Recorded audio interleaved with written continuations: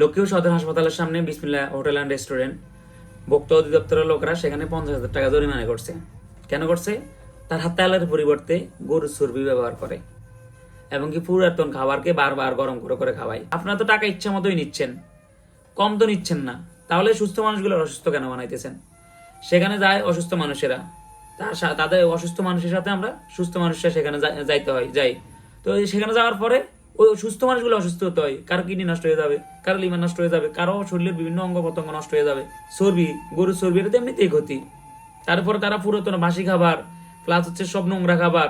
আমি ভিডিওটা করার কারণ হলো আমার মাধ্যমে আরো 100 জন লোকে দেখুক, 1000 লোকে দেখুক। নিউজটা তো অনেকেই দেখছে কিন্তু অনেকেই দেখে নাই।